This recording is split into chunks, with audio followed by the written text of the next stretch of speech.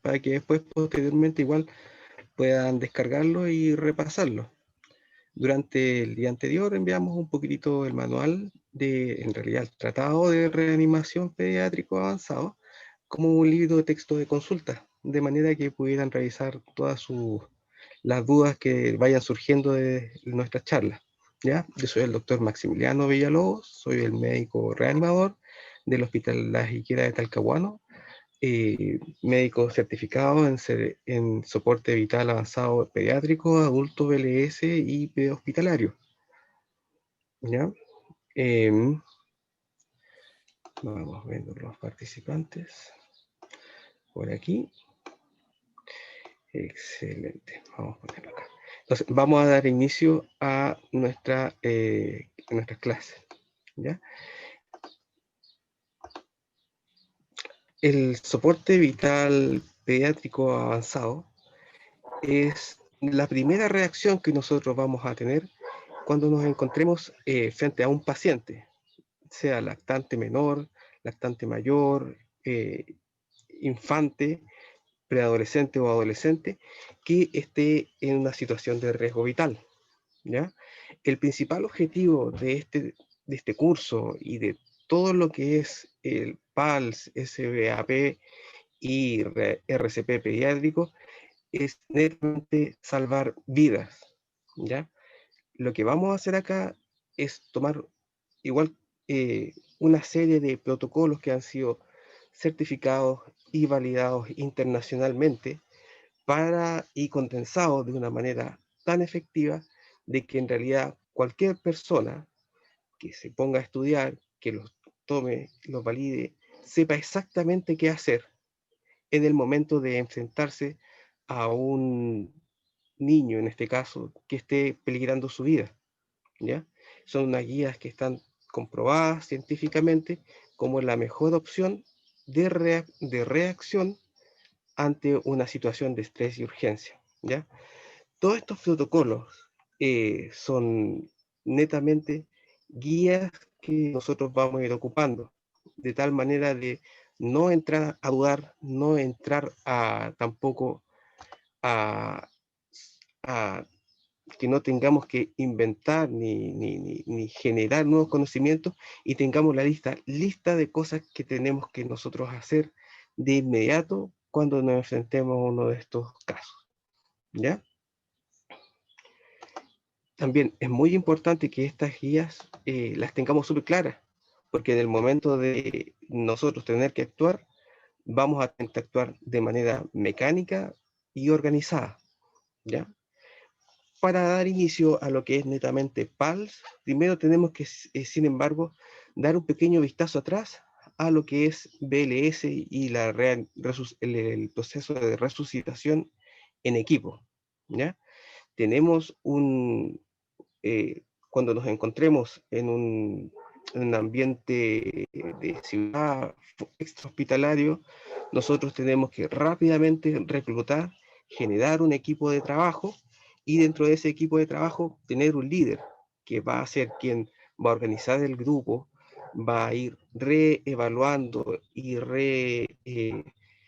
dando feedback a nuestro equipo de lo que vamos haciendo, ordenando, y ese líder es el que debe tener generalmente todas las habilidades y quien tiene también mayor experiencia en el asunto, ¿ya? Los miembros del equipo son todo el resto de las personas que también van a estar atendiendo, sea en el ambiente extrahospitalario o intrahospitalario, eh, que van a estar ayudándole al líder del equipo a seguir y a completar las diferentes acciones que vamos a ir teniendo durante el proceso de resucitación del paciente, ¿ya? La secuencia que nosotros vamos a llevar es una secuencia que está estandarizada.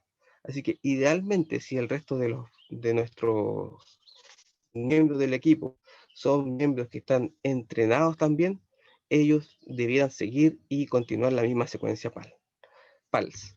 Y nuestro compromiso va más allá de nuestro rol dentro del equipo. Nuestro compromiso es para con el bienestar y la finalidad del paciente, ¿ya? Entonces, cuando nos enfrentemos a estas situaciones, el equipo tiene que trabajar lo más afiatado posible, y este proceso de reanimación también dentro de este equipo exige un respeto mutuo, ¿ya? El líder, sea médico, sea paramédico, sea enfermero, sea matrón, matrona, dentista, el líder tiene que actuar con respeto y en pro de que todo el proceso de reanimación funcione de manera constructiva. Y lo mismo los miembros del equipo.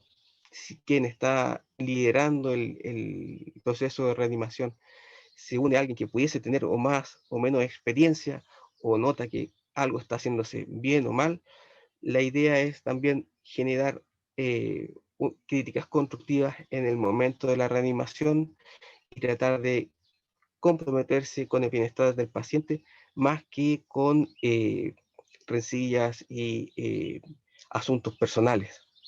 El momento de la reanimación, el momento de la resucitación, es un momento clave en la vida del paciente. Y como vimos en la diapositiva anterior, es un momento que va a determinar si la persona vive o muere, y también qué tipo de sobrevida y outcome va a tener el paciente, ¿ya? Entonces es importantísimo de no intentar, no innovar, no generar nuevas tareas.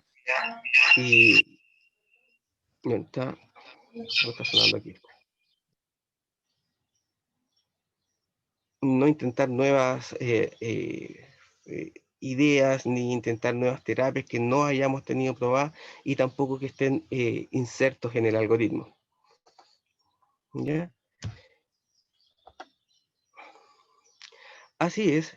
Entonces, todos nosotros que vamos a estar trabajando en un mismo continuo, tenemos un líder que nos va a ir dando instrucciones verbalmente. Si tiene sus manos ocupadas, puede hacerlo, llamar o a identificar a los miembros del equipo, verbal, visual, con todas las herramientas que tenga, ¿ya? De tal manera de que a quien se le esté dando una instrucción sepa exactamente qué instrucciones, de manera clara, efectiva, esperar la confirmación para con el líder del equipo, y una vez que esté completada la acción, también se le da el feedback positivo.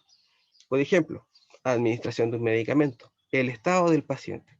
El líder del equipo se compromete a tener que avisar cómo está el paciente, y también ir dejando conocer todas las etapas y toda la información que él está generando y que está recibiendo a todo el resto del equipo, ¿ya?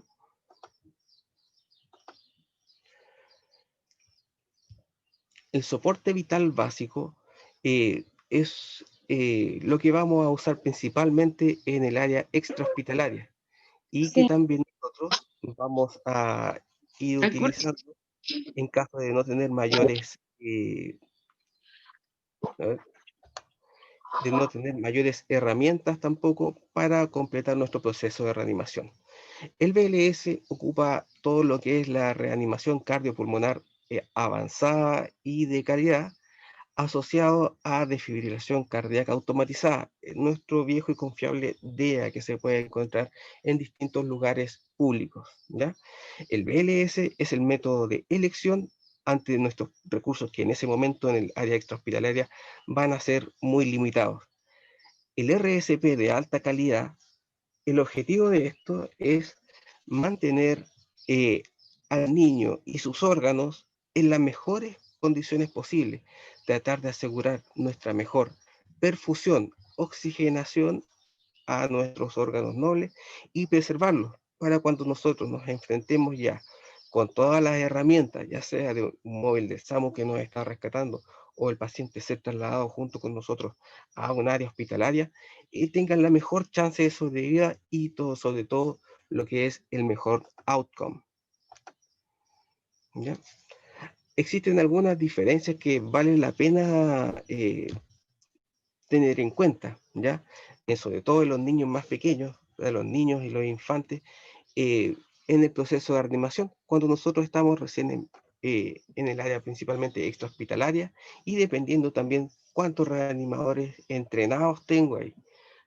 Para los niños, si hay 2 reanimadores disponibles, generalmente la relación de compresión y ventilación va de 15:2.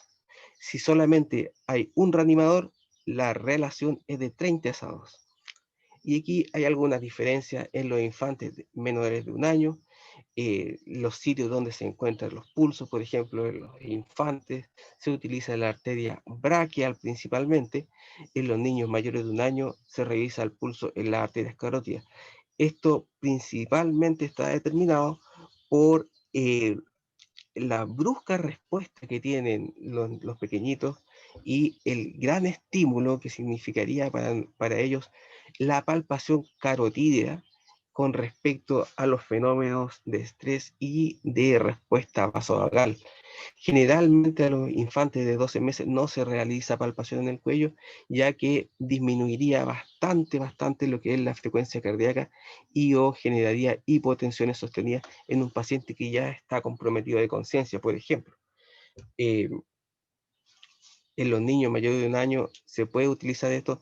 Generalmente se ocupa más la arteria femoral, que a pesar de que tengamos algunos niños ya mayores de 1 año con textura más gruesa o un poquito de sobrepeso, obesidad, es una arteria que es fácilmente palpable, que es fiel reflejo de la poscarga cardíaca y que es fácil de revisar.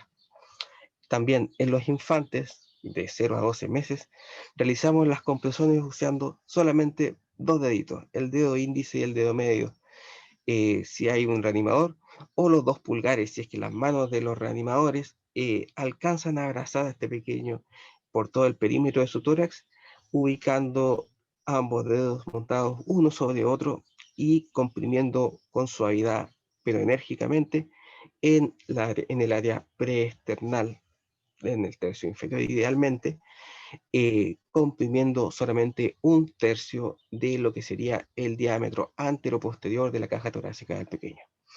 En los niños mayores de 1 año también se realizan las compresiones con 1 o 2 manos, dependiendo del tamaño del niño, y también comprimiendo 1/3 de la profundidad del tórax. Si hay solamente un reanimador y encontramos a un niño en situación de riesgo o que no responde y nosotros no tenemos la chance de pedir ayuda inmediatamente para acercar un equipo de respuesta, por ejemplo, en este caso, nuestros queridos móviles del SAMU que nos han salvado muchas veces, eh, se inicia inmediatamente el proceso de reanimación, dando un ciclo de 2 minutos de RCP de alta calidad antes de buscar ayuda o activar el servicio médico de urgencia. Esto es un punto que es muy importante, ya que en nosotros eventualmente podríamos desconocer cuánto tiempo este pequeño ha estado sin respirar bien, con un pulso deficiente, respiraciones inefectivas. Y lo que hagamos en esos 2 minutos puede también significar la vida y la muerte. Si dejamos 2 minutos más sin respirar a este pequeño, pudiese bien terminar por fallecer, mientras que si le otorgamos respiraciones y compresiones efectivas, volver a perfundir ese pequeño cerebro, volver a perfundir ese pequeño corazón, pudiese significar que este pequeño siguiese con vida, ¿ya? Eh, si nosotros presenciamos un PCR niño infante, eh, nuestro principal objetivo es iniciar el RCP antes de conseguir DEA, antes que activar activar el sistema de emergencia si estamos solos. En estos 2 minutos muchas cosas pueden pasar. Puede que el niño retorne a su circulación espontánea. Puede que con las mismas compresiones y ventilaciones, en el caso, por ejemplo, de un cuerpo extraño que desconozcamos, liberemos la vía aérea y el niño vuelva a respirar por sí mismo. Pero también tenemos la chance de que ayuda externa, gente que viene pasando, que nos vea auxiliando al pequeño, sean quienes activen el servicio médico de emergencia sin nosotros tener que detener nuestro proceso de reanimación y así generar una RCP de aún mayor calidad y sin detenciones. Eso lo vamos a ir viendo un poquito más adelante.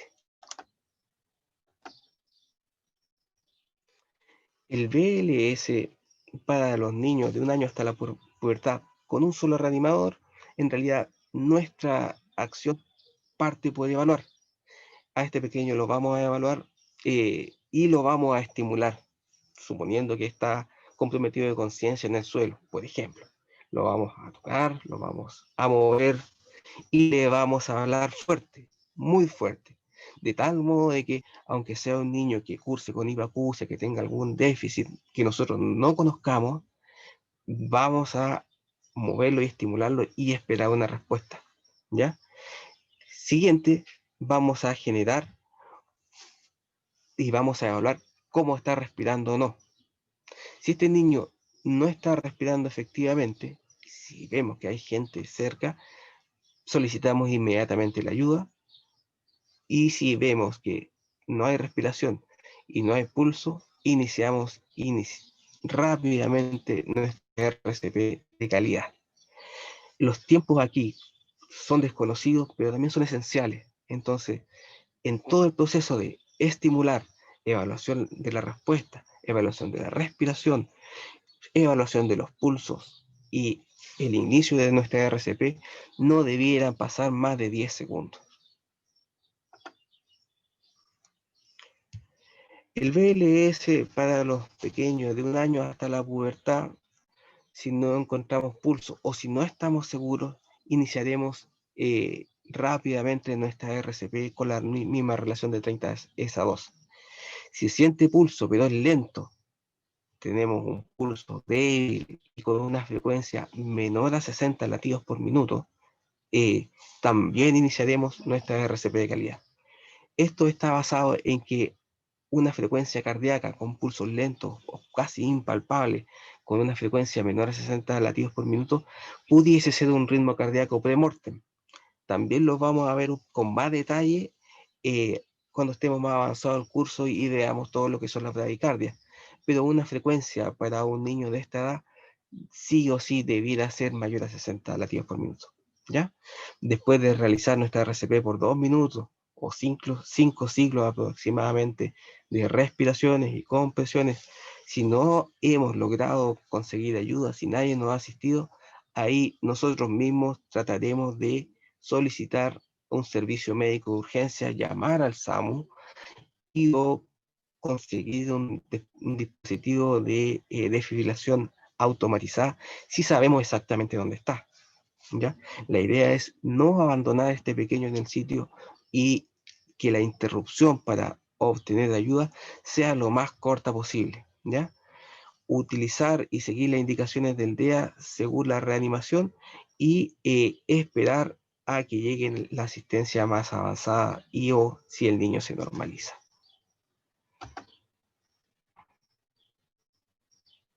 ¿Ya? Si tenemos la posibilidad de contar con 2 reanimadores, de nuevo, iniciaremos, estimularemos a este niño, evaluamos la respiración.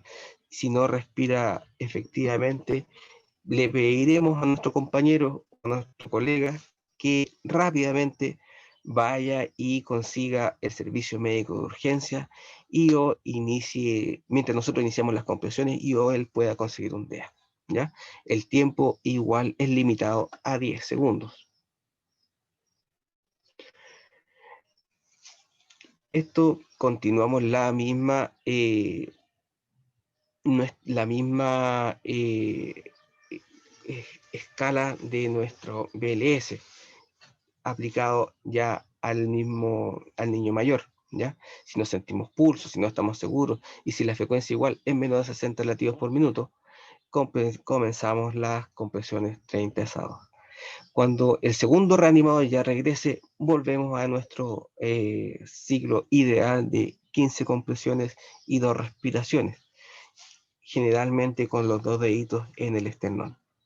Las compresiones generalmente están descritas como de 4 centímetros y lo más importante es que sean de 1/3 del diámetro anteroposterior de la pared torácica y con una frecuencia que varíe entre 100 a 120 compresiones por minuto. Estas compresiones en este ritmo es lo mínimo para que nosotros aseguremos una buena perfusión cerebral y una buena perfusión cardíaca y pulmonar, o sea, nuestros órganos nobles con menos de esa frecuencia seguirían en isquemia, ¿ya? Y esto es súper importante porque es uno de los puntos básicos de una reanimación y un RCP de alta calidad. El DEA nosotros lo incorporaremos mientras estamos generando las compresiones y con la ayuda de nuestro compañero en caso de que estemos con dos reanimadores, ¿ya? Y continuaremos nuestro RCP hasta que el servicio de emergencias llegue al lugar. Los criterios de un RCP de alta calidad son bien puntuales y están orientados a optimizar todo lo que es la perfusión cerebral y cardíaca, ¿ya? Y también así su oxigenación. Las compresiones, las frecuencias están determinadas como un mínimo para evitar la hipoperfusión, pero también tiene un máximo de 120. Y esto es así para que tengamos un ciclo cardíaco completo, en el cual la sístole la generamos externamente, comprimiendo el corazón del pequeño entre el esternón y las vértebras dorsales, generando energía y poscarga, lo que bombearíamos la sangre hacia adelante, pero con una frecuencia mayor a 120 por minuto, la precarga, que es la presión de llenado del corazón, en el cual las cavidades cardíacas se llenan de sangre para poder volver a expulsarla hacia adelante, necesitan un tiempo. Y con una frecuencia mayor a 120, este tiempo generalmente es insuficiente, ya que nosotros en una etapa de paro cardiorrespiratorio tenemos la carencia de presiones transpulmonares que en el ambiente normal está. Entonces, si no dejamos que nuestro corazón se llene, por más que tengamos compresiones enérgicas con una buena sístole, la fracción de eyección que vamos a tener, o sea, cuánta sangre está expulsando nuestro corazón artificialmente gracias a nosotros, va a ser muy menor a lo necesario para poder mantener oxigenando gracias a las ventilaciones y llenando de perfusión a los órganos nobles, ¿ya? La reexpansión del tórax posterior a cada compresión. Ese es un punto que igual es muy importante, ya que si nosotros mantenemos comprimido el tórax, también mantenemos comprimidas todo lo que son las cavidades cardíacas y nuevamente la precarga es incompleta. La minimización de las interrupciones durante las compresiones también es un punto que es crucial, ya que mientras menos interrupciones tengamos, se asegura que la perfusión cerebral y cardíaca sea constante. No hiperventilar. Esto está también bien descrito dentro de las líneas del PALS y del soporte, en realidad del soporte vital en general, debido a que cada vez que nosotros ventilamos de más, no solamente estamos insuflando el tórax y los pulmones, que es lo que queremos. También metemos aire a presión, todo lo que sea una presión mayor a 18 centímetros de agua, tiene una presión suficiente para abrir esfínteres que nosotros necesitamos mantener cerrados, específicamente el esfínter del cardias, insuflando todo lo que es sistema digestivo, lo cual en muchas condiciones genera distensión abdominal y eventualmente eh,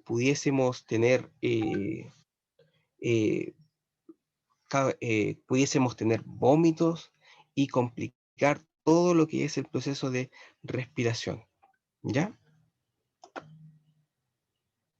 Entonces, en resumen, tenemos un niño que no responde o que está respirando inefectivamente. Si nosotros tenemos a alguien con quien podamos contar, se activa inmediatamente el sistema de emergencia, ¿ya? Y conseguimos un desfibrilador. Revisamos la respiración, nos detenemos solamente por 10 segundos o menos a palpar pulsos. Sentimos pulso, pero no hay respiración, comenzamos solamente con respiraciones de ayuda, ya no con compresión y respiraciones.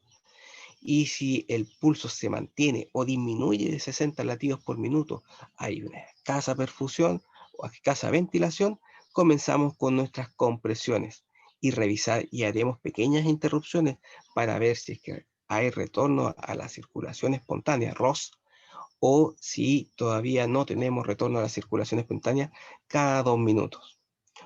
Si no tenemos pulso y tenemos solamente un rescatista, comenzamos ciclo de 30 compresiones y 2 respiraciones, y si tenemos 2 rescatistas, comenzamos ciclo de 15 compresiones y 2 respiraciones, hasta que el sistema de emergencia llegue o encontremos un desfibrilador DEA. Una vez que tengamos el DEA, vamos a ir colocando nuestros parches del desfibrilador automatizado en el tórax del pequeño. Y una vez que completemos nuestro ciclo de reanimación, no antes, vamos a analizar el ritmo. El desfibrilador implantable es una máquina que en realidad simplifica mucho todo lo que es de evaluación eh, del ritmo cardíaco y de la actividad eléctrica cardíaca, ¿ya? Nos libera de tener que estar revisando el monitor, nos libera de nosotros tener que interpretar la línea del monitor y electrocardiograma, y saca las conclusiones automáticamente, ¿ya? Si el desfibrilador automatizado indica que corresponde una descarga, esto lo vamos a ver también en el curso práctico, automáticamente nos va a avisar de que debemos alejarnos de nuestro paciente, y automáticamente va a cargar y va a descargar. eh, eh, Va a ser un shock en este caso, y inmediatamente nosotros vamos a retomar nuestras compresiones, ¿ya? Independientemente este pequeño tenga un ritmo o no tenga ritmo, tenga reacción, salte, cualquier cosa, nosotros retomamos inmediatamente nuestra RCP, por lo menos por un ciclo más. Esto es determinado básicamente porque posterior a la descarga, si bien el corazón pudiese volver a un ritmo sinusal, la respuesta eléctrica puede distar mucho de lo que es efectivamente la captura mecánica de movimiento. Significa, mi corazón eléctricamente está funcionando, mecánicamente está funcionando mal o regular, pero nunca bien. Ya eso es algo que es súper, súper importante.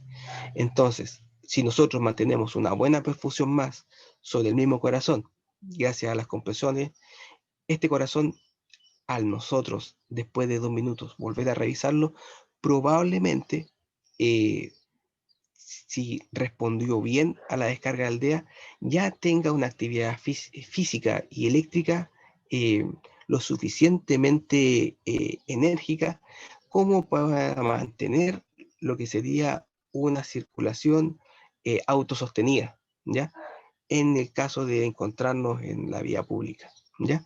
Y o puede que necesite el apoyo de droga vasoactiva o de algún medicamento más, pero lo importante es que nosotros continuemos apoyándolo en mantener la oxigenación, responda o no responda al shock.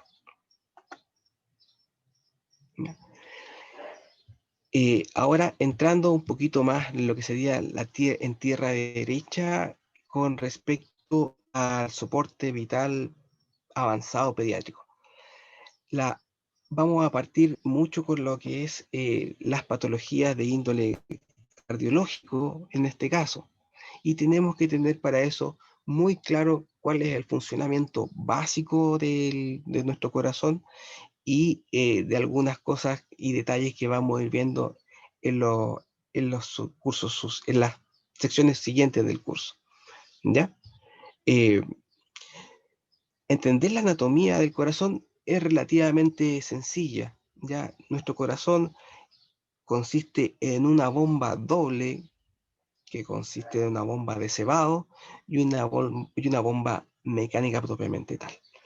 El lado derecho del corazón es el encargado de generar todo lo que es la circulación cardíaca menor, que comprende corazón, pulmones, corazón.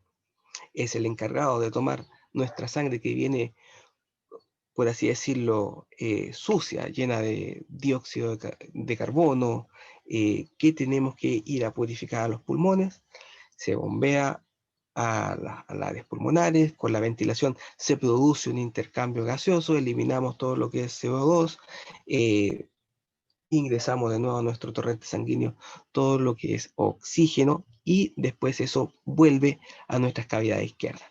Las cavidades izquierdas son las cavidades que nos dan la circulación general, son las que tienen mayor volumen. También cuentan con una bomba de cebado, en este caso que son las aurículas, y una bomba de trabajo, que son los ventrículos.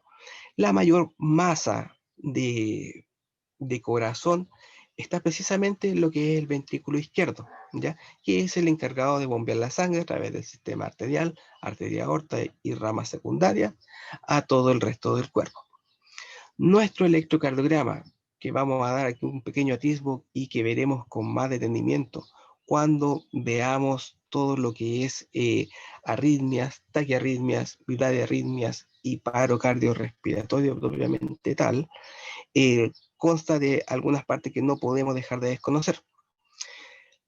El ciclo cardíaco se inicia, como vemos en la pequeña animación, en el nodo, en el marcapaso, después pasa al nodo sinoauricular, después a las redes eh, ventriculares y por último en el haz de His. ¿Ya? La primera parte de nuestro ciclo cardíaco, que corresponde a las ondas P, equivalen en este caso a la contracción auricular, ¿ya? Que es la primera contracción.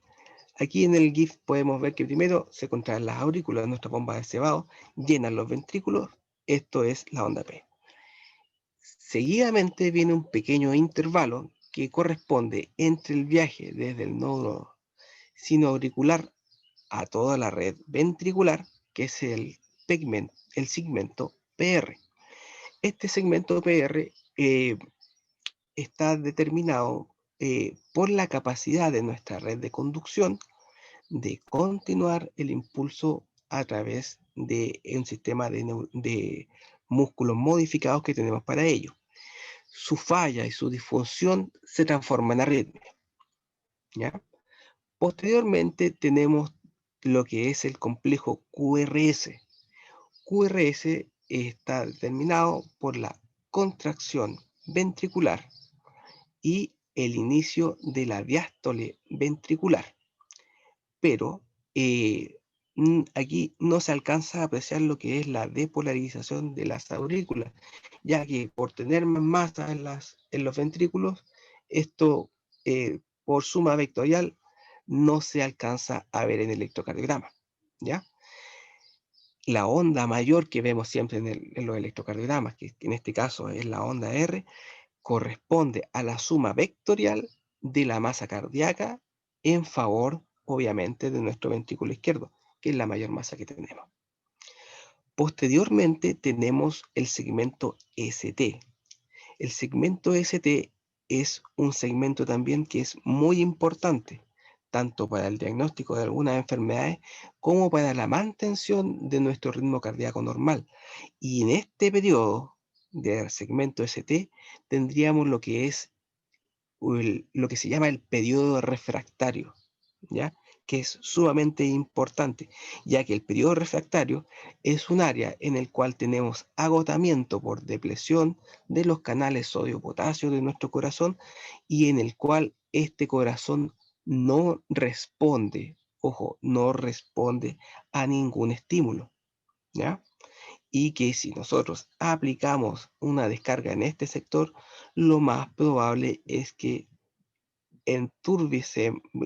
logremos enturbiar, enturbecer o dificultar todo lo que es la sístole auricular, que la tenemos aquí recién eh, repolarizándose. Pero no vamos a conseguir ninguna función ventricular. Ojo. Y por último tenemos la onda T. que puede ser mayor o menor dependiendo de la cantidad de masa y de volumen que tenemos en el ventrículo izquierdo, y que corresponde también a lo que es la repolarización ventricular.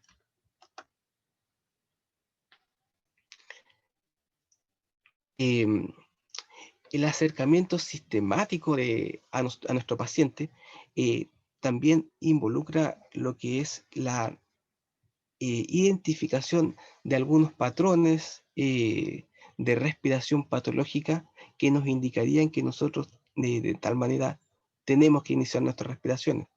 Por eso aquí marcamos más que nada lo que es evaluar y diferenciar una respiración agónica, que sería el gasping, y de una respiración normal, ¿ya? El gaspeo, eso también lo vamos a ver con mayor detenimiento cuando tengamos nuestro práctico. El gaspeo, que se llama el gasping, es un movimiento de respiración absolutamente ineficaz, ¿ya? Que nosotros vemos en pacientes que están a punto de fallecer o con una función, ojo, cardíaca muy deprimida, ¿ya?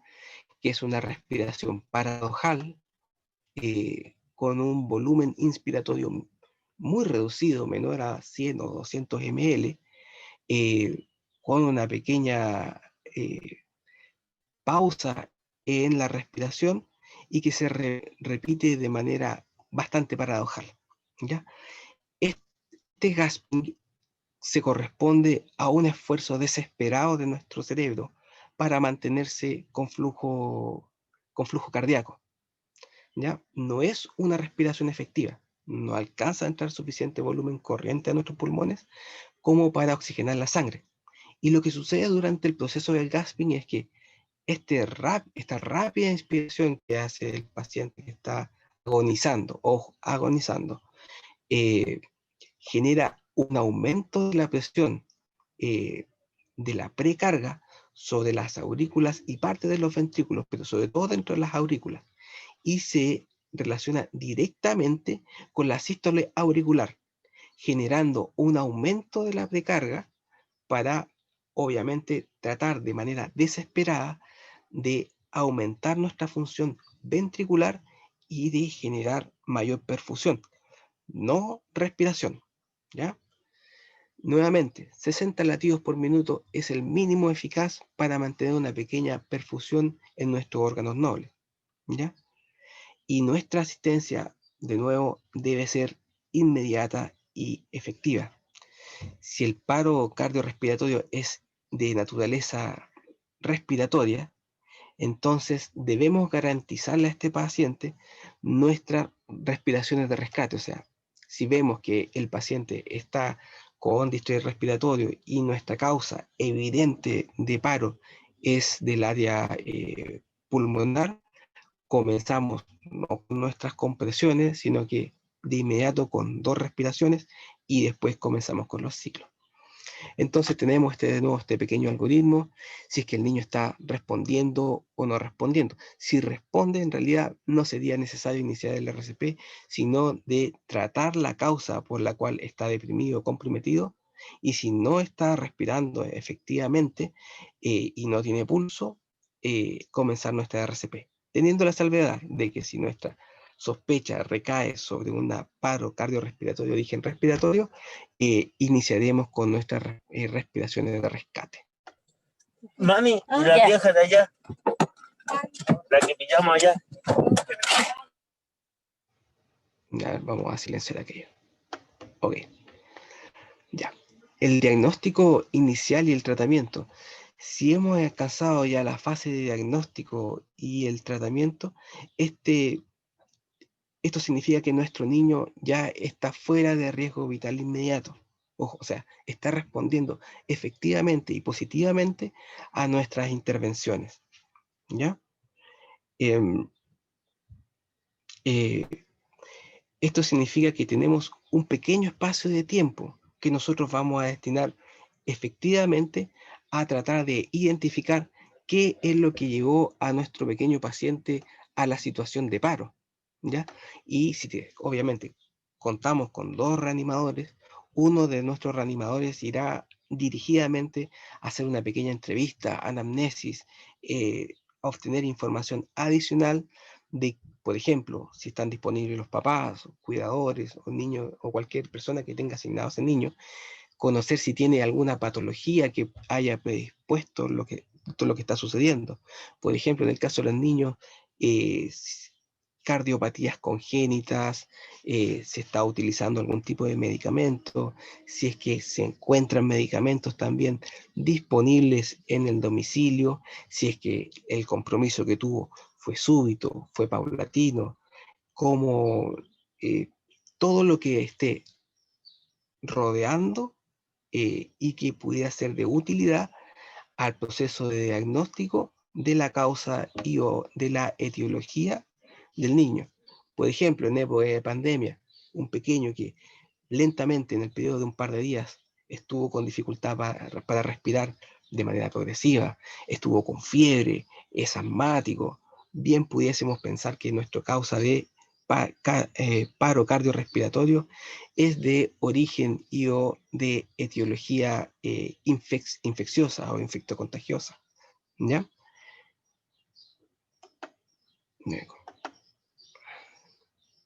Entonces, aquí empezaremos con el típico A, B, C, D, E de la reanimación. ¿Ya? La A de inglés airway, vía aérea. Cuando nosotros nos enfrentemos a nuestro paciente, lo primero que vamos a revisar, ¿tiene pulso? ¿No tiene pulso? Y si es que nuestra vía aérea está permeable, ¿ya?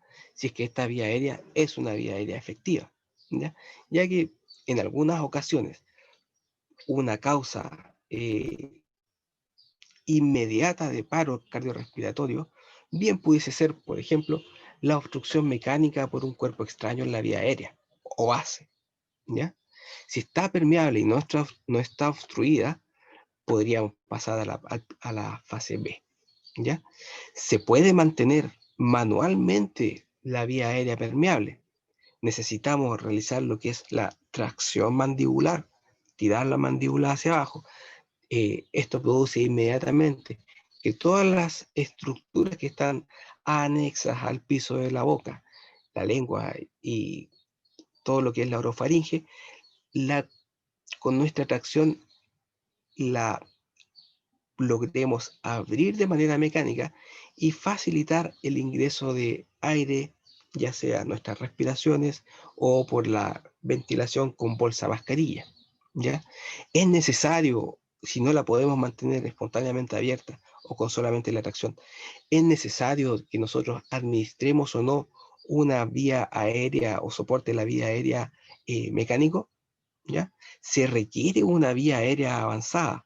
Por ejemplo, si nuestro pequeño está respirando muy mal, hay presencia de vómitos y tenemos la posibilidad de instalar un dispositivo, sea supraglótico o infraglótico, eso lo vamos a ver igual con mayor detenimiento en la diapositiva siguiente.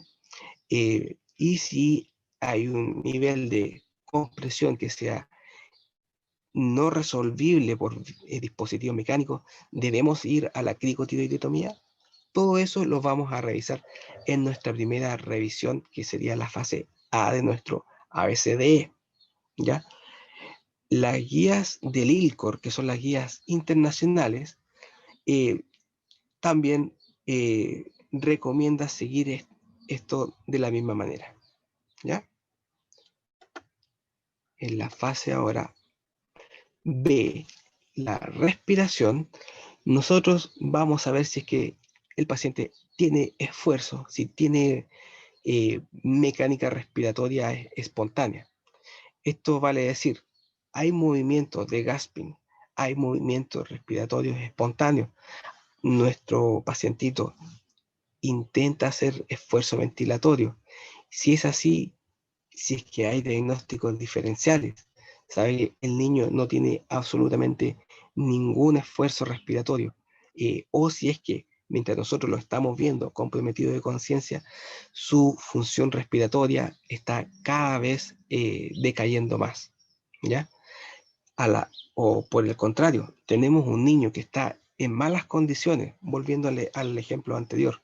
Nosotros vemos a este pequeño que sospechamos que tiene una infección y que cada vez le está costando más respirar, que utiliza todos sus músculos respiratorios, vale decir, no solamente el diafragma, utiliza los músculos torácicos, utiliza los músculos dorsales para tratar de mantener su respiración, genera retracción cervical, tiene estridor, tiene sibilancia, ¿ya?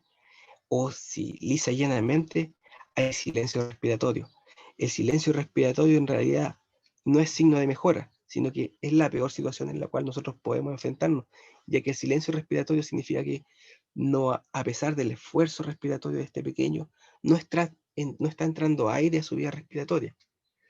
El incremento progresivo del esfuerzo respiratorio también es algo que tenemos que tener muy en consideración, ya que aunque nosotros tengamos a un pequeño que está respirando efectivamente, que tiene, por ejemplo, una saturación buena o una saturación límite, pero para mantener esa saturametría, el pequeño está utilizando todos sus recursos y viene usando esos recursos de manera absoluta durante los últimos 5, 10, 15 minutos, lo más probable es que este pequeño termine por generar cansancio de los músculos respiratorios, agotamiento de la respiración accesoria y estemos ante una falla respiratoria inminente, ¿ya?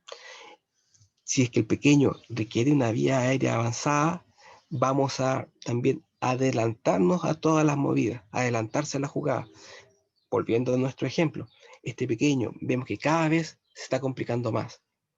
Nosotros vamos a requerir probablemente o administrarle oxígeno. Si estamos en un medio hospitalario, le administramos oxígeno y si persiste con la dificultad para respirar, lo más probable es que este niño a largas tensiones de oxígeno sin respuesta debamos apoyarlo mecánicamente, ya sea con una vía aérea invasiva, una vía aérea no invasiva, pero nosotros ya vamos a empezar a tomar las medidas para asegurar nuestra vía aérea. ¿Ya? En el caso nuevamente del pequeño, vamos a empezar a recolectar nuestras cosas, nuestras drogas vasoactivas, nuestros relajantes musculares, empezar a tomar las medidas para el tubo y comenzar a tener todas las cosas listas para cuando este pequeño diga que ya no puede mantener su función respiratoria, nosotros estemos listos para auxiliarle, intubarle o ventilar mecánicamente. Sí, la circulación. La circulación es obviamente el tercer punto muy importante que en el PALS se ha mantenido en el ABC, ¿ya? En la guía de resucitación adulto han habido más cambios, pero en el PALS sigue siendo así. La frecuencia cardíaca y las presiones arteriales de los pequeños varían significativamente dependiendo de la edad del paciente, ¿ya? Así tenemos que los neonatos, su frecuencia cardíaca normal varía, ojo, varía entre 85 y 190 latidos por minuto mientras está despierto. Y también tiene una varianza muy grande, entre 80 y el doble, 160 latidos por minuto. Y esto en este caso está determinado por la falta de maduración de los centros que controlan todo lo que es nuestro gran y querido nervio vago. ¿Ya? La presión arterial de un pequeñito varía en la presión sistólica entre 60 y 75 milímetros de mercurio y la presión diastólica entre 30 y 45 milímetros de mercurio, ¿ya? Y nuestras presiones, frecuencia cardíaca, se van modificando dependiendo de cómo vaya madurando y creciendo nuestro paciente. Así tenemos que a los ya 3 meses, la frecuencia cardíaca ya se empieza a disminuir la varianza y tenemos que su frecuencia cardíaca despierto es entre 100 y 190 latidos por minuto. Y mientras duerme entre 75 y 160. teniendo la salvedad que en estos niños ya la frecuencia cardíaca y el pulso se torna mucho, mucho más regular, ¿ya? Esta, esta gran varianza, la irregularidad entre el ritmo cardíaco y el pulso, que para un niño pequeño es normal, para un adulto pudiese ser y significar ya una gran enfermedad. Por ejemplo, variar la frecuencia cardíaca entre 85 y 190 a un paciente adulto, eso ya estamos ante una taquicardia severa. Mientras tanto que el niño va a estar probablemente acostadito si es neonato, o si ya tiene 3, 6 meses, va a estar sentadito jugando como si nada. ¿Ya? Las presiones arteriales de la misma manera se empiezan a normalizar ya llegando hasta los 2 años, donde tenemos una presión arterial ya similar ya a la de un adulto, entre 95 y 115 milímetros de mercurio, con una presión diastólica entre 55 y 75. ¿Ya? Eh, Pasando al punto D, el deterioro. ¿Ya? Esto ya estábamos pensando en en una evaluación secundaria de nuestro paciente. O sea, ya tuvimos todo lo que es nuestra reanimación primaria, el pequeñito ya no se encuentra en una situación de riesgo vital inminente y está dando signos de que está mejorando o se mantiene estable dentro de su gravedad. ¿Ya? Si está despierto, eh, el niño puede estar somnoliento y de la misma manera interactuar. Ojo, dependiendo de las mismas capacidades del niño para poder responder a nuestros estímulos, ¿ya? Y de la misma manera vamos a tratar de examinarle si responde a la voz, solo responde a los estímulos fuertes, a los gritos o a la estimulación sonora brusca, ¿ya? Si es que este pequeño responde o no responde al dolor. Generar pequeñas maniobras que no le causen daño a este pequeño, pero que sí sean lo suficientemente dolorosas como para llamar su atención. Por ejemplo, tracción mandibular, por ejemplo, maniobra de foie, ¿ya? Todas estas maniobras no le generan ningún daño permanente a nuestro pequeño y sí son lo suficientemente dolorosas como para que él pudiese dar signos de que está siendo estimulado y que responde al estímulo. Y por último, tenemos al final de la escala que este pequeño no responde a ninguna de estas maniobras. ¿Ya? Dentro de las maneras más simples que nosotros tenemos para evaluar el estado mental del paciente, tenemos también nuestra querida y confiable escala de coma de Glasgow. ¿Ya? La GSC es una escala que nosotros utilizamos en realidad todos los días cuando queremos ver y evaluar y objetivar más que nada cuál es el estado mental del paciente, ¿ya? Y así le vamos a ir asignando mayor o menor puntaje a la capacidad que tiene nuestro paciente, sea en este caso adulto, niño o neonato, lactante menor, de las distintas pruebas que le vamos a hacer. Vamos a revisar si es que el pequeño abre sus ojos espontáneamente y siempre teniéndolo en cuenta y teniendo la consideración de la edad del paciente y de las capacidades que este paciente tiene como para responder a las pruebas.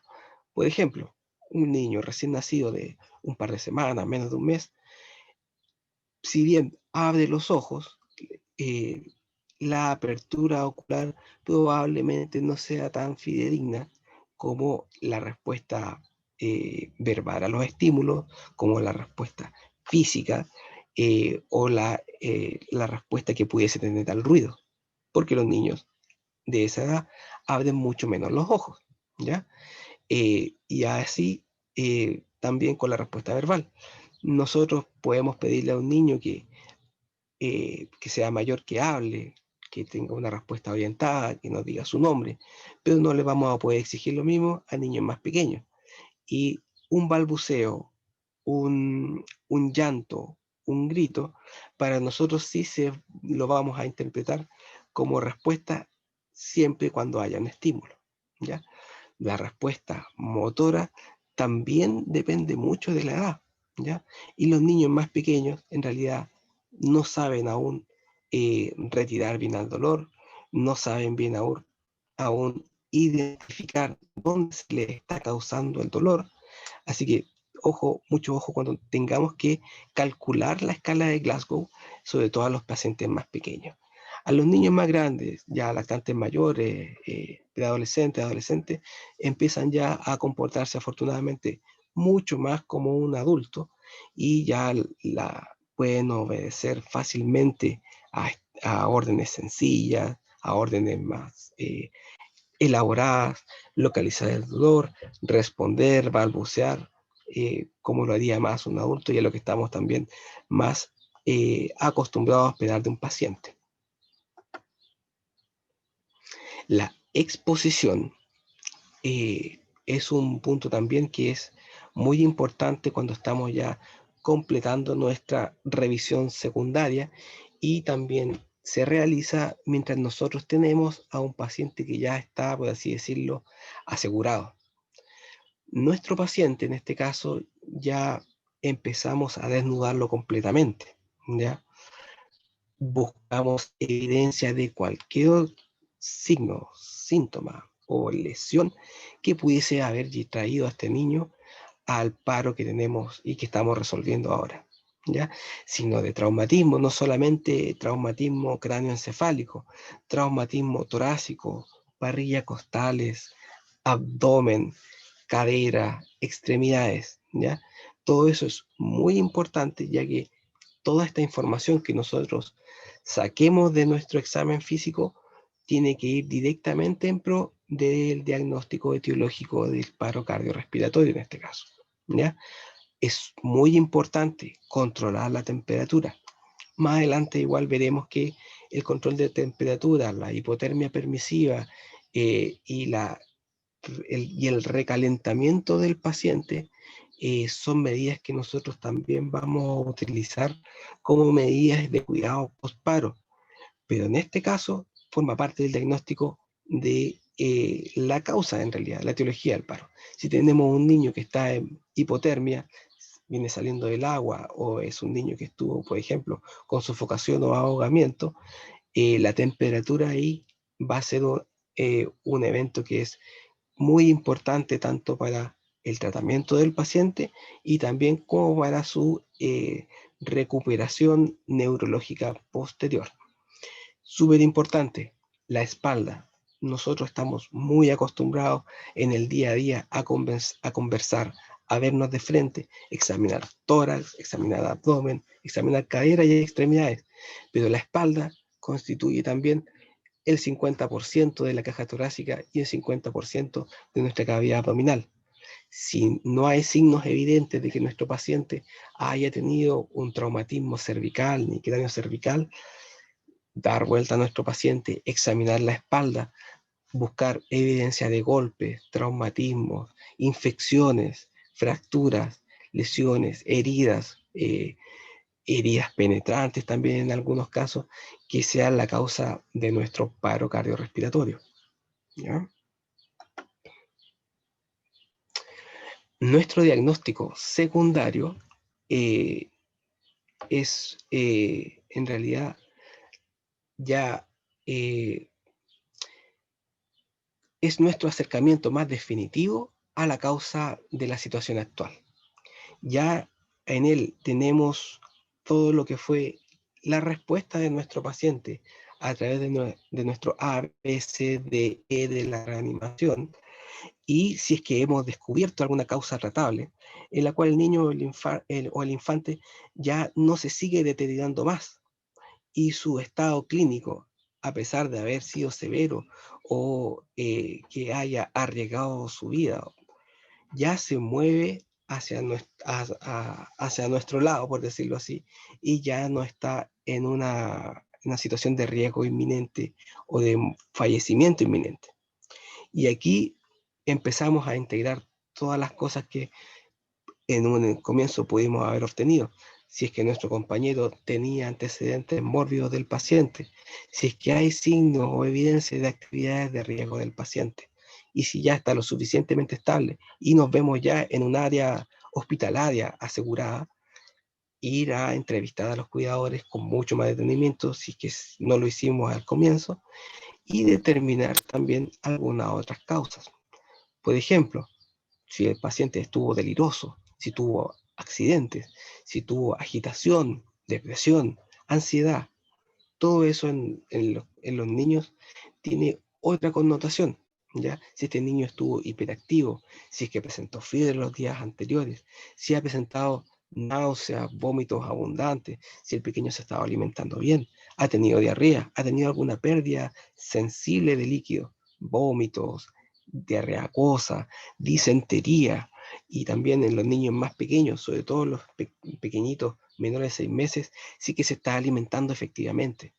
El bebito toma bien del pecho, se está alimentando bien, rechaza la alimentación, si es que vomita, si es que tolera la leche materna, si es que busca a la mamá o no, si es que hay llanto consolable o llanto inconsolable. Todos esos signos y síntomas que el paciente puede tener eh, nos van a servir a nosotros para complementar aún más nuestro diagnóstico. ¿Ya? Todo eso nosotros lo vamos a ir poniendo en un pequeño acrónimo que es el SPAM. Signos y síntomas correspondería a la S. La historia médica anterior, la P por la sigla en inglés, vamos a ir a consultarle a los papás, a las mamás generalmente son las que saben y se manejan mejor, si es que hubieron complicaciones perinatales.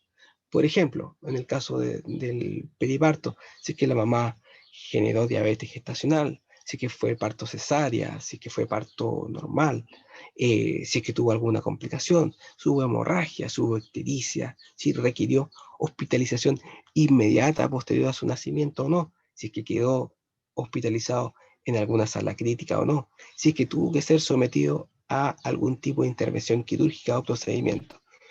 Toda esta historia médica anterior, past, la vamos a poner como la P de nuestro spam.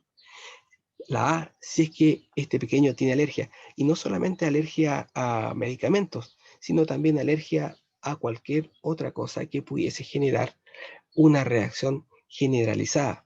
Esto no solamente para ayudarnos nosotros con la medicación que vamos a prescribir y administrarle de manera rápida al paciente, sino que también como causa de nuestro shock o de nuestro paro, pensando dirigidamente en un shock anafiláctico o reacciones alérgicas que obstruyan la vía aérea, por ejemplo, un angioedema o un edema glosofaringeo.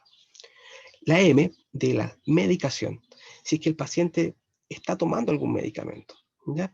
Esto generalmente va mucho más de la mano con nuestros pacientes que en realidad tienen enfermedades perinatales o han tenido infecciones o comorbilidades connatales, ¿ya? Pero también si es que dentro del ámbito de la familia hay uso o no de medicamentos por el resto de las personas que viven con el paciente, ¿ya? Si es que la mamá, si es que vive con la abuela y toman medicamentos, somníferos, las pastillitas para dormir, si es que la mamá tiene o guarda a la altura del paciente medicamentos, por ejemplo, benzodiazepina, antibióticos, antiinflamatorios, jarabes, que nuestro pequeño accidentalmente o deliberadamente haya ingerido y que pueda ser nuestra causa del paro. ¿Ya? Esa es la M. Ojo, entonces, en caso de cualquier cosa, nuestro diagnóstico secundario y nuestro tratamiento lo vamos a hacer con el acrónimo o la mnemotecnia SPAM. ¿Ya? Situaciones de riesgo vital. Esto, nosotros en cualquier momento que determinemos que nuestro pequeño está en una situación de emergencia o que requiere soporte, generalmente nos lleva a proveerle nuestra RCP de alta calidad. Mientras tanto la realizamos, es muy importante reconocer si es que nuestro pequeño responde o no a las medidas que nosotros vayamos tomando, ¿ya? y si es que el problema se soluciona o no con nuestras intervenciones, ¿ya? Así vamos a ir sumando nuestra historia versus la respuesta que tiene el paciente. Esto suena un poco enredoso, pero lo vamos a ver con mucho más detenimiento cuando tengamos nuestras sesiones de práctica, ¿ya? Por ejemplo, ¿qué situaciones de riesgo vital? Si nosotros, mientras vamos administrando respiraciones, mientras vamos optimizando su circulación, vamos obteniendo o no mayor información sobre el paciente. Si es que hay evidencia de shock cardiogénico, taquicardia, shock indiferenciado, eso lo vamos a ir viendo ya con mucho más detenimiento. Pero todas estas situaciones de riesgo vital hay que tenerlas muy en consideración en el momento de complementar nuestra resucitación. ¿Ya? Vamos a nuestra quinta parte de este curso, que serían las herramientas para la resucitación, ¿ya? Esta parte está más orientado a que nosotros podamos reconocer todas todos los recursos que nosotros podemos ocupar en el paciente, no solamente desde el punto de vista farmacológico, sino que también desde el punto de vista de la instrumentalización farmacológico y tecnológico para poder asistir a nuestro paciente, ¿ya? Generalmente, todo lo que es, todos nuestros artículos que vamos a ocupar están guardados, organizados de manera práctica y segura en nuestro querido y viejo carro de paro, ¿ya? Ahí en el área hospitalaria nosotros tenemos ahí bien organizado, casi alfabéticamente, las dosis necesarias de medicamentos, drogas vasoactivas, inótropos, cronótropos, todos los medicamentos que pudiésemos requerir para mantener la función y tratar las enfermedades más graves y sacar a nuestro pequeño desde el área de shock. Pero esto no va solamente ahí, involucra monitor, vías aéreas, capnografía, vías centrales, vías arteriales, todas las cosas que nosotros podamos ocupar para darle un mejor outcome a nuestro paciente, ¿ya?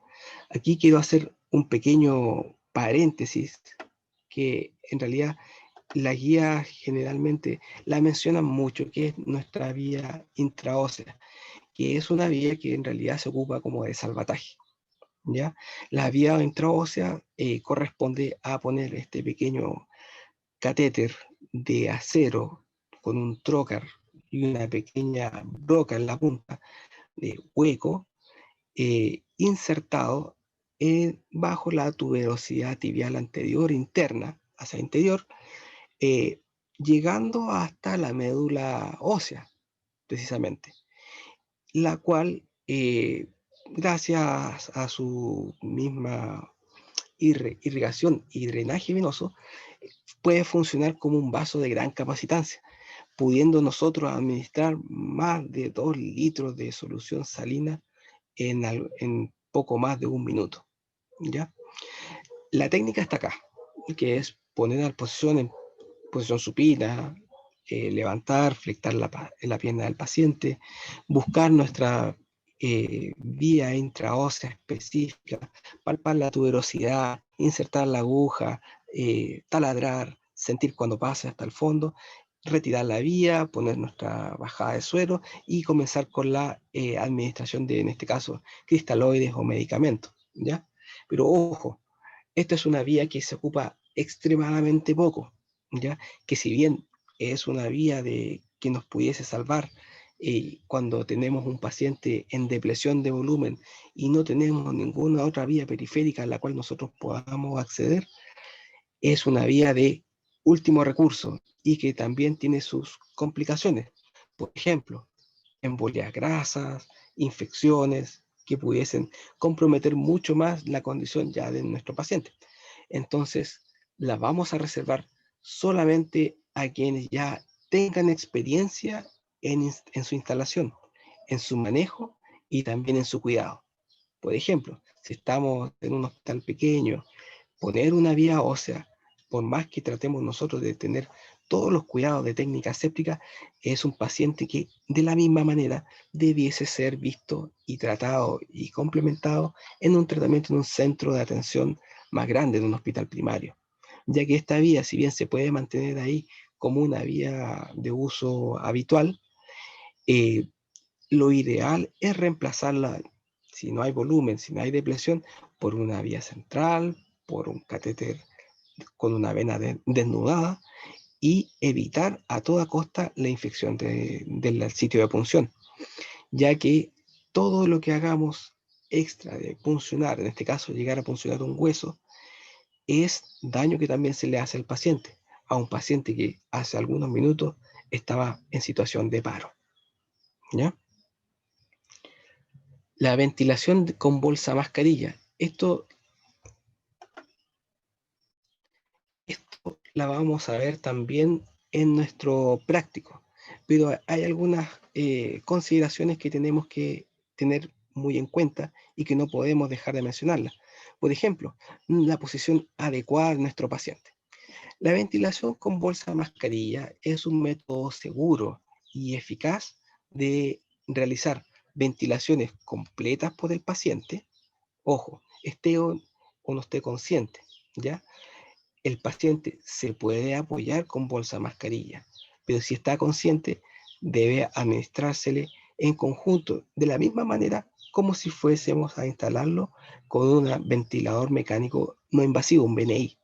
Así que conversar al paciente, calmarlo y apoyarlo en su esfuerzo inspiratorio. Ojo, cuando el paciente ya está comprometido de conciencia, el asunto ahí es mucho más fácil. Tenemos que poner a nuestro paciente generalmente boca arriba, si es que la situación lo permite, pensando en prehospitalario. Hospitalario, camilla, arriba, elongamos el cuello. Para eso también tenemos que tener la certeza de que nuestro paciente no tiene daño en la columna cervical, ¿ya? Traccionamos la mandíbula hacia abajo y o administramos un dispositivo supraglótico para mantener nuestra vía aérea permeable, considerando que todo este aire va a ser insuflado con presión positiva. Y ahí podemos administrar una cánula nasofaringea u orofaringea. Posteriormente, ajustamos muy bien lo que sería la máscara de nuestra bolsa mascarilla.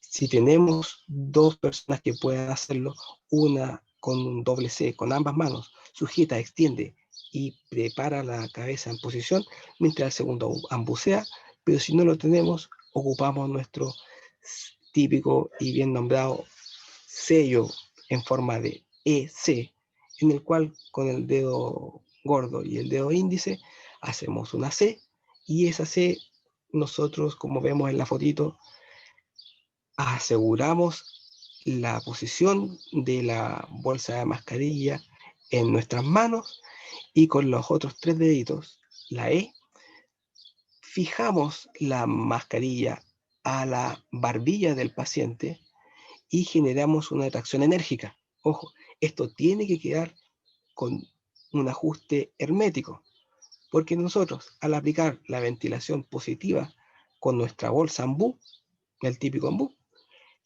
toda la presión que generamos con la mano, en este caso no diestra, va directamente a la vía respiratoria. Y este sello tiene que ser un sello hermético, si no perdemos presión que debiera ir a los pulmones al ambiente y no ventilamos efectivamente al paciente, ¿ya?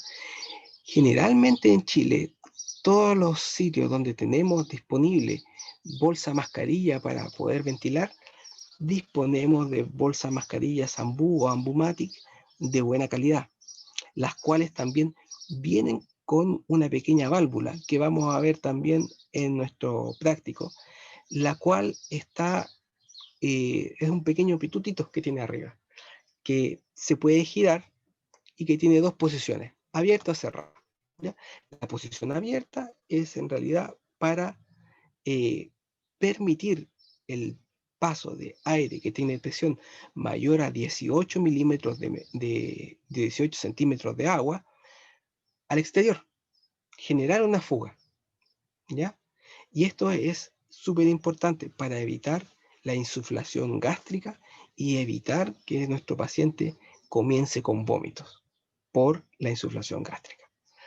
Y el modo cerrado, que está determinado y pensado para cuando nosotros ya tengamos nuestro dispositivo infraglótico, sea con bitub o su tubo endotraqueal puesto y asegurado en la vía aérea del paciente. En caso de que tenga alguna condición como, por ejemplo, tórax leñoso o alguna otra complicación intratorácica que evite que nuestra fuerza ventilatoria genere distensión pulmonar, poder acceder a un poco más de presión de tipo mecánicamente, ¿ya?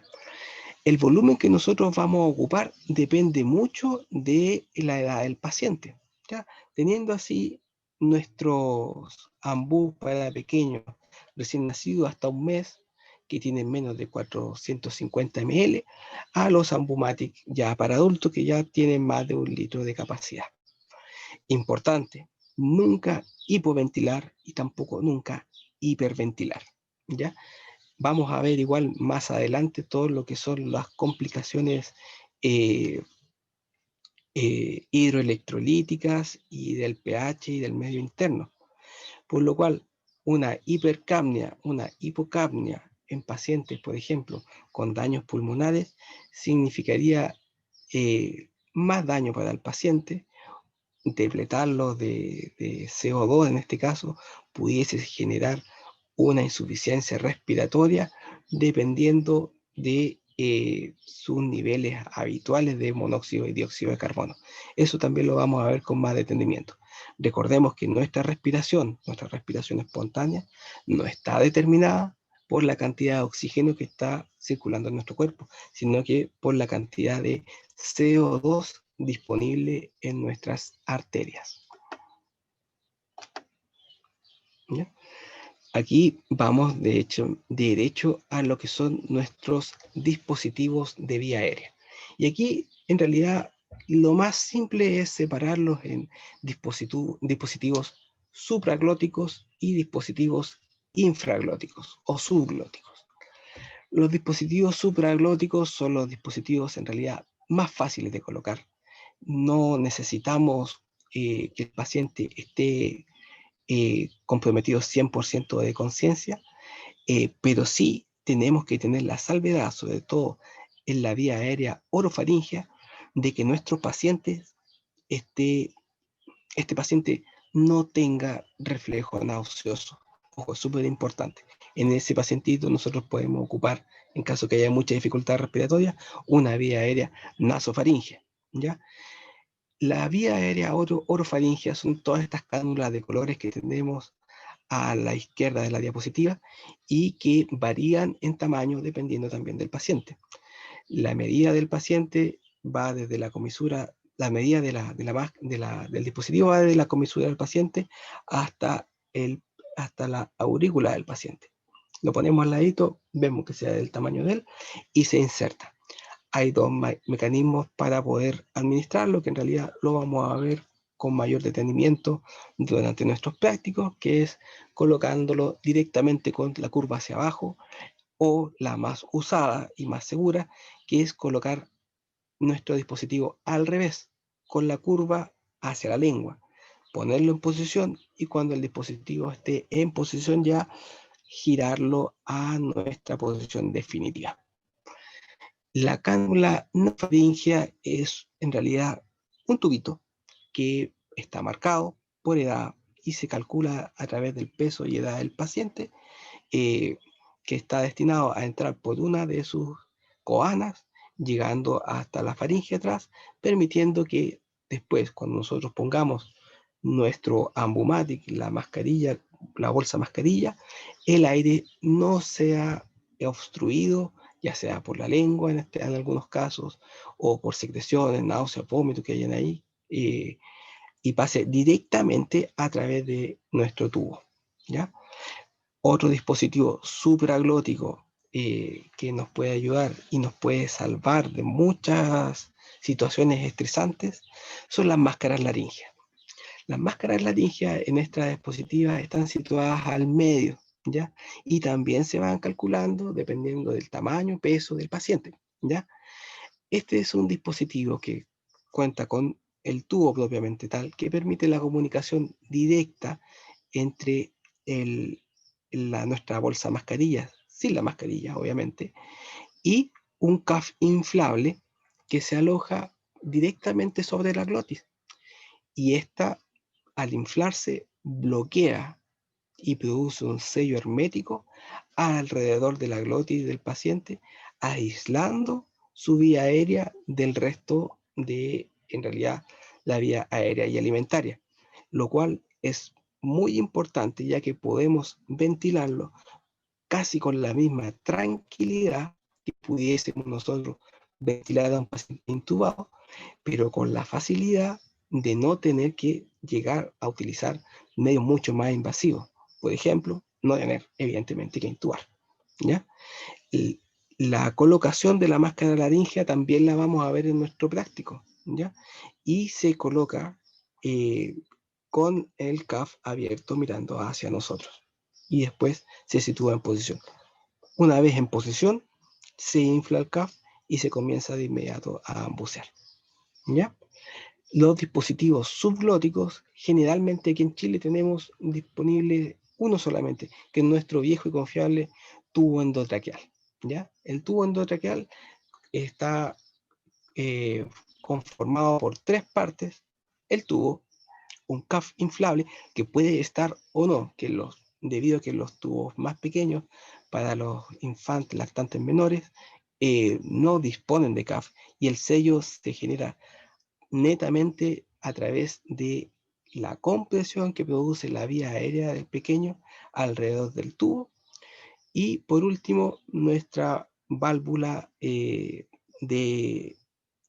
inflado, que es la que podemos ver aquí en verdecito, ¿ya?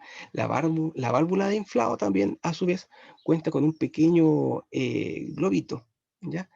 Este globito es un indicador que nos permite ver si es que hay fuga o no, y si es que nuestro CAF está inflado.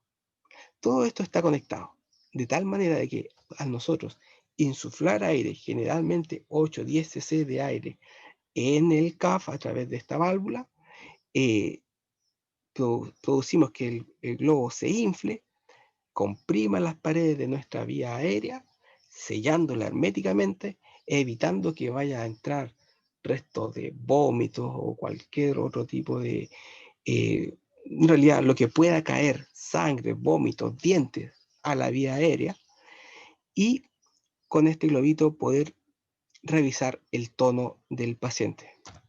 ¿Ya? Disculpen.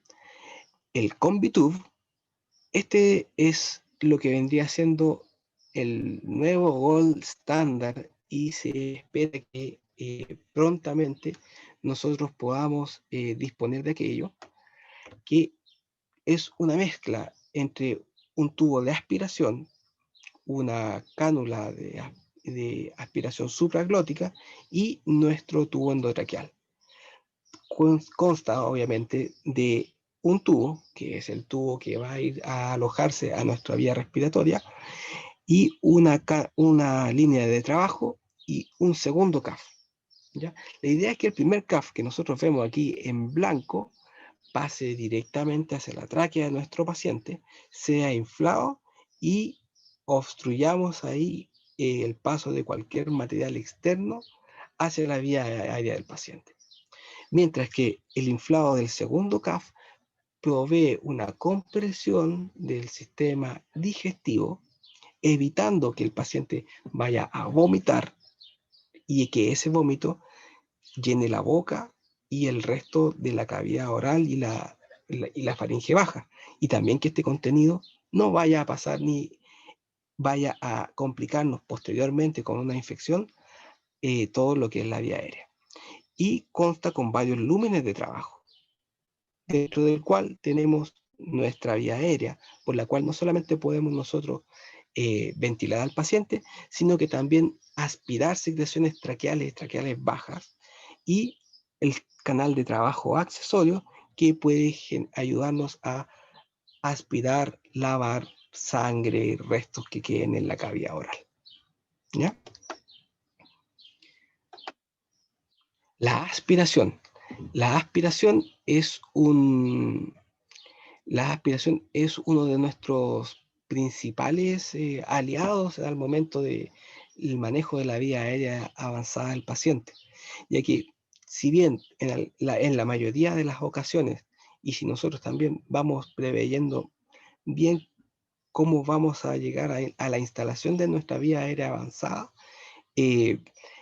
ante la complicación, vómitos, presencia de secreciones y necesidad de visualizar con mayor detenimiento la vía aérea, solamente la aspiración va a poder permitirnos realizar aquello. Y para eso tenemos en realidad dos tipos de cánulas. Las cánulas flexibles que están a la izquierda de la diapositiva, que también se van graduando a través del el tamaño, peso del paciente, y están clasificadas por color. Y las sondas de aspiración rígida, nuestra Jankower, ¿ya? Ambas dos se conectan a la bomba de aspiración o de vacuum, en este caso si tenemos en el hospital o en el móvil prehospitalario SAMU, y permite retirar cualquier resto que encontremos en la cavidad oral.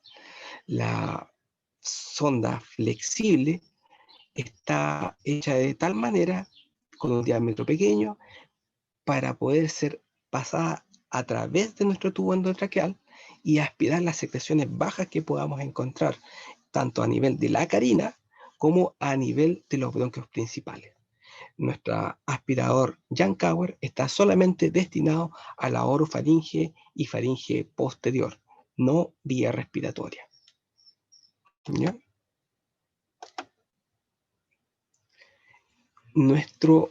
Ya pasando a el manejo propiamente del paro, tenemos nuestro desfibrilador externo automatizado. ¿Ya?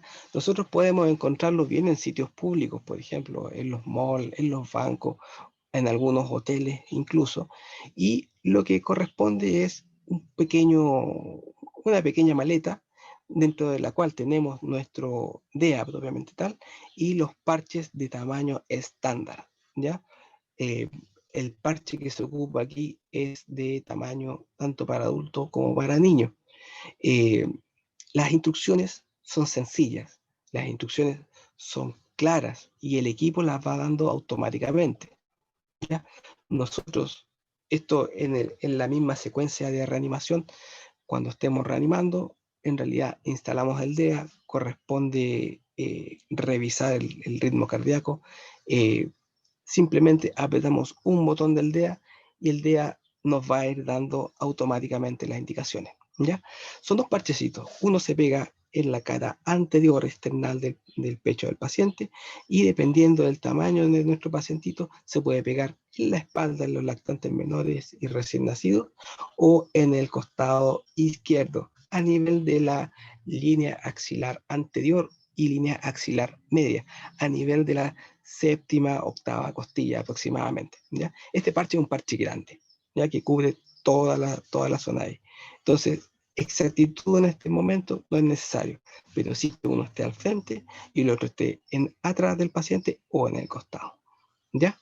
El criterio de uso de este DEA es cuando no hay respuesta a estímulo. El paciente no tenemos circulación efectiva, no tenemos respiración espontánea y no tenemos pulso, ¿ya? Lo que hace en realidad el DEA es tomar un electrocardiograma, un pequeño ciclo del paciente e interpretarlo electrónicamente, determinando si es que nuestro paciente se encuentra o no en un ritmo que sea desfibrilable o en un ritmo que sea no desfibrilable, ¿ya? Si tenemos al paciente, por ejemplo, en una taquicardia o fibrilación ventricular, que son nuestros ritmos desfibrilables por excelencia, va a avisarnos que el paciente necesita ser descargado, va a cargar automáticamente el equipo, nos va a pedir que nosotros nos alejemos del paciente y una vez que pase el tiempo va a avisar que nadie lo toque y va a descargar automáticamente. Acto seguido, nosotros debemos volver de inmediato con las compresiones. ¿Ya? Precauciones. El RCP es prioritario. ¿Ya? Tengamos o no tengamos DEA, las compresiones son nuestro caballo de batalla para salvarle la vida al paciente. Y del uso específico del desfibrilador externo automatizado, obviamente no se puede utilizar en medios donde haya agua. Por ejemplo, el paciente no tiene que estar metido en una piscina.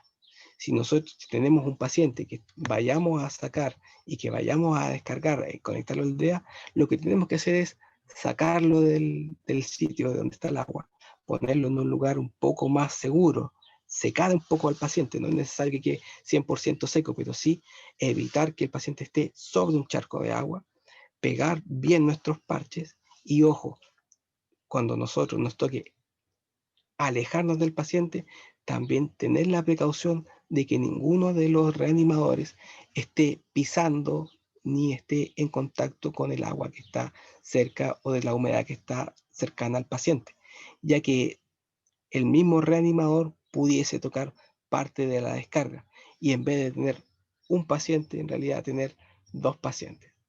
Una descarga eléctrica generalmente parte con unos entre 80 y 100 joules, ¿ya?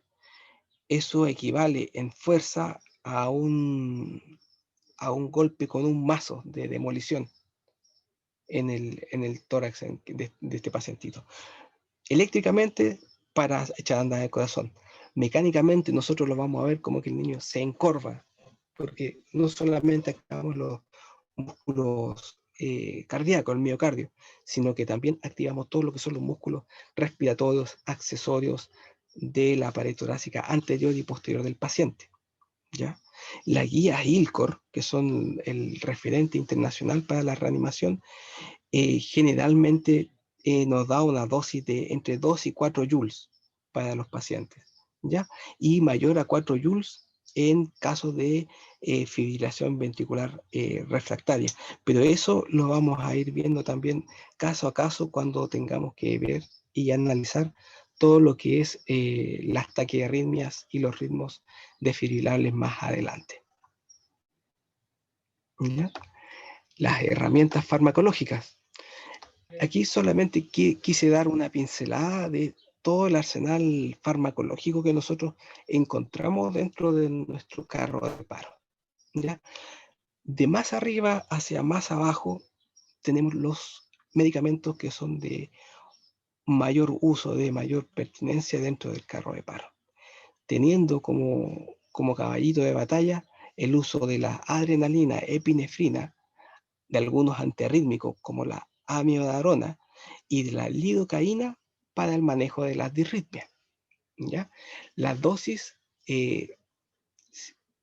están aquí y también están en todas las salas de reanimación pediátrica. Debían tener al lado de la camillita del reanimador pediátrico una pequeña tabla que no solamente tiene la dosis de los medicamentos, sino que las tiene organizadas por tamaño del paciente.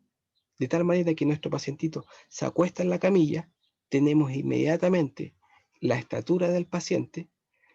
Las camillas avanzadas de reanimación pediátrica generalmente también tienen pesas o una báscula, en general, que nos da inmediatamente el peso de nuestro paciente. Y según eso nosotros vamos a ir calculando la cantidad de medicamentos que debemos ocupar. La reanimación pediátrica es mucho más fina, es mucho más metódica y es mucho más específica en comparación a la reanimación de adultos, ya que en los adultos nosotros tenemos un estimado de peso en el cual ya todos los adultos se manejan más o menos como un estándar de 70-75 kilos, y que una dosis mayor y menor que eso se puede estimar en conjunto con el equipo o solamente viendo al paciente. En cambio, el niño, la dosis mínima, la dosis máxima, son dosis que si nos escapamos o la mal estamos, pudiésemos generarle daño también al paciente con dosis tóxicas de los medicamentos. ¿Ya? Yo creo que nosotros vamos a llegar hasta esta parte, como parte de nuestra primera sesión. ¿Ya? El resto, de aquí en adelante, entramos con otro tipo de temas que me gustaría que puedan revisándolo dentro del material que se les administró y que son más de especialidad, ya que de aquí en adelante empezaremos a ver las causas específicas de paro cardiorrespiratorio, su tratamiento, su diferencia y cuál va a ser la metódica en el enfrentamiento a cada una de estas situaciones. Así que son mucho más extensas en su resolución. ¿Ya? Nuestra primera clase quedaría hasta aquí y me gustaría consultarle, veo que algunos se van conectando recién ahora, eh, para la grabación de estos distintos seminarios, de tal manera que lo puedan descargar de nuestra plataforma e irlo revisando en realidad cuando ustedes tengan más tiempo también. Y todas las dudas irlas resolviendo en conjunto en nuestro práctico y o en sesiones de Zoom. ¿Ya? Eso. Por su atención, muchísimas gracias. Gracias, profesor. Muy buena clase. Ego. Eso. Gracias, Si profe. tienen algún tipo de dudas, algún tipo de inquietud, bienvenidas sean, tomen nota y las podemos discutir con más tranquilidad. No sé si tienen dudas de lo que vimos hasta ahora, de todo lo que está sucediendo ahora. Vamos a liberar algunos audios o por quien tenga una duda, que avise por chat para activar y que todos podamos escuchar la duda y aclararlas para todos.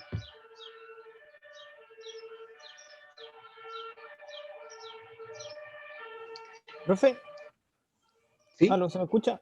Rubén por acá. ¿Aló? Sí. Hola, sí, hola, hola. Hola, hola. Profesor, mire, veía en el inicio de la clase de que para el RCP pediátrico hasta un año se comienza cuando la frecuencia cardíaca es bajo 60, ¿cierto? Exacto. Sí, Ya, aunque así. tengamos pulso, porque quizá a los 60 mejor va a haber un pulso débil, pero igual iniciamos, ¿cierto? Exacto. Sí, iniciamos igual. Ya, Porque si nosotros igual, vemos en la misma tablita de la circulación, la frecuencia cardíaca de ese niño debiera ser más de 65, mínimo. ¿Ya? Y el, el valor de referencia incluso hasta el doble. Entonces, si tenemos una frecuencia cardíaca de 60, ya tenemos algo que no está funcionando bien. ¿Ya? Y la perfusión que genera una frecuencia cardíaca de 60 latidos por minuto, si tenemos un pulso débil, lo más probable es que no sea lo suficiente como para mantener bien perfundidos los órganos. Y eso nosotros lo vamos a ver con un paciente que va a estar no con su escala de Glasgow 15, sino que va a estar o somnoliento, un poco soporoso, o confuso, hipoactivo, o lisa y llanamente comprometiéndose de conciencia. Entonces, si nosotros seguimos esperando, probablemente este paciente, su frecuencia cardíaca de 60, siga deteriorándose, siga bajando y terminemos en una situación de paro cardiorrespiratorio. Y ante ya. eso, nosotros nos movemos con antelación y comenzamos inmediatamente con las compresiones. Ya, otra consulta, profesor. Por ejemplo, cuando está sobre 60, ¿Ya? ligeramente sobre 60, ¿no es como el RCP neonatal que se empieza primero con ventilaciones? Es que ahí en el RCP neonatal, cuando Claro. estamos recién con el bebito recién nacido, nosotros tenemos que inmediatamente asumir de que pudiese haber alguna complicación con natal, ya Ya. sea aspiración de meconio o que la vía aérea se encuentra parcialmente obstruida. Entonces ahí nosotros partimos inmediatamente con nuestro protocolo, como si tuviéramos sospecha de una obstrucción de la vía aérea como causa del paro, con respiraciones. Pero si Ya. el pequeño ya, por ejemplo, tiene una semana, unos par de días más, no vemos ningún tipo de obstrucción, partimos netamente con las compresiones. ¿Ya? Ok, profe. Muchas gracias. Súper. ¿Alguna otra pregunta, consulta? El horario de la próxima clase, a eso mismo me refería con la grabación y la difusión de la clase a través de episodios grabados, por decirlo así. Cosa que la pudiéramos ir dejando en la misma clase grabada y que las dudas las vayamos revisando a través de Zoom o a través, o todas verlas, conversarlo presencialmente cuando tengamos nuestra práctico. ¿Ya?